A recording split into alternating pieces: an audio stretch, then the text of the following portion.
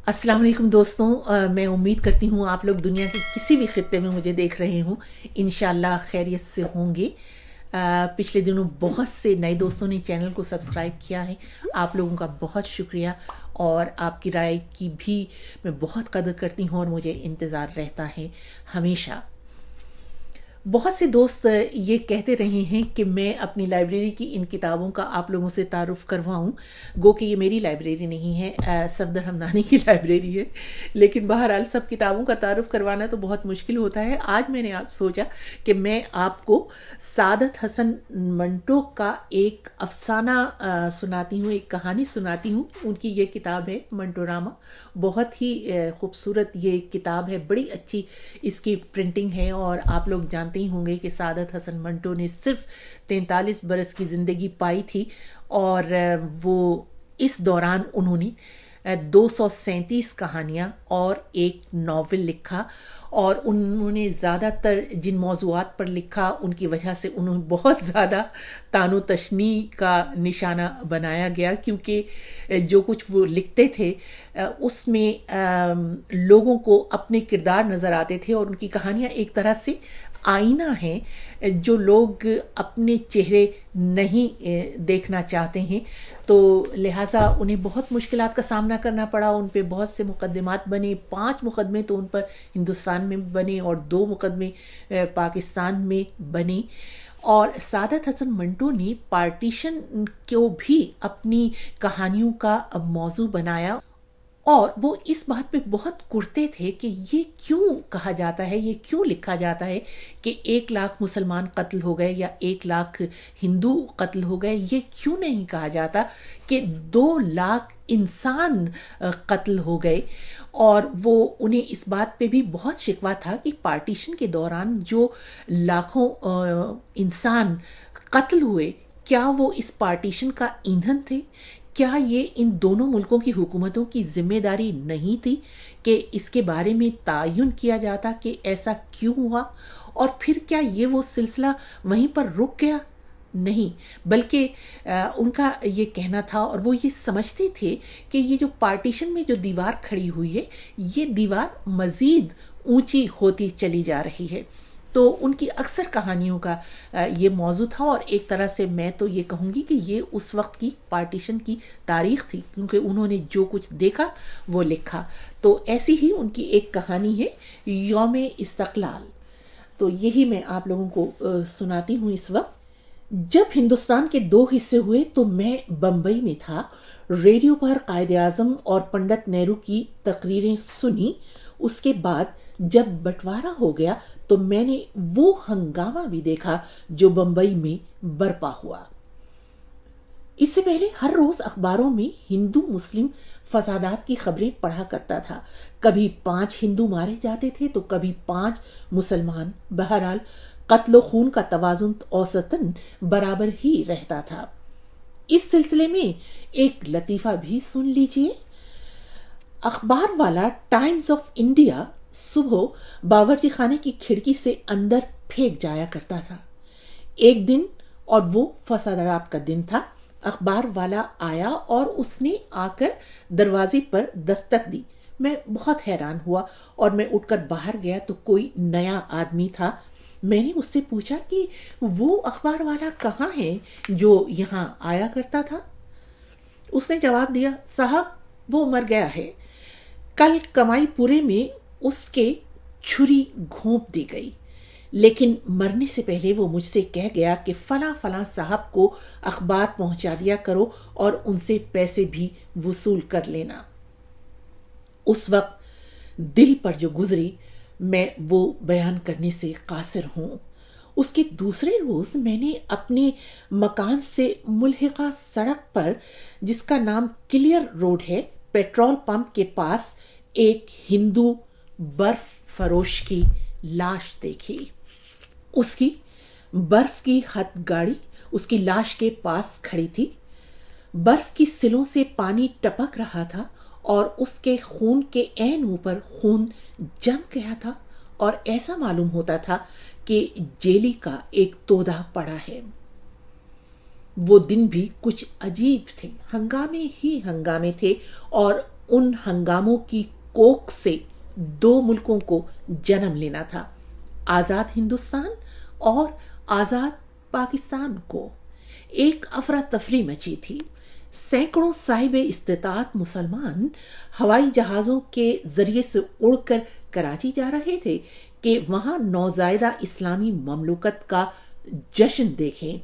बाकी हजारों वहीं दबके पड़े थे कि उन्हें डर था कि कोई आफत ही ना आ जाए।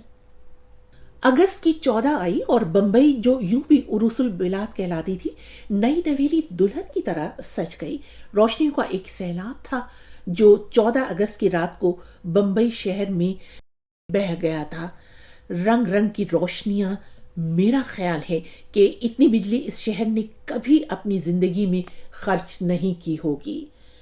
BEST, Bombay electronic supply and tramway company ने एक ट्राम कार खास इस तकरीब के लिए चारों तरफ बिजली के कुमकुमों से मुज़य्यन की थी, कुछ इस तौर पर कि कांग्रेस के तिरंगे झंडे बन गए थे। ये ट्राम सारी रात शहर में घूमा की। बड़ी बड़ी बिल्डिंगें भी रोशनियों से आरास्ता थीं।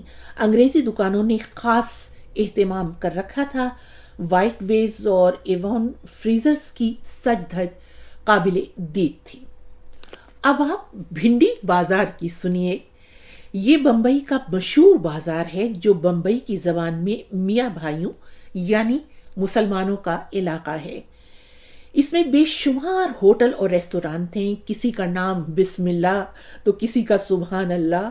गोया सारा कुरान इस बाजार में खत्म हो गया है, लेकिन आउज़ु बिल्लाह नाम का कोई रेस्टोरेंट या होटल यहाँ मौजूद नहीं।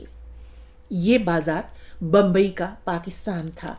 हिंदू अपने हिंदुस्तान की आज़ादी की खुशियां मना रहे थे और मुसलमान अपने आज़ाद पाकिस्तान की, और मैं महवे हैरत था कि ये सब क्या हो रहा है।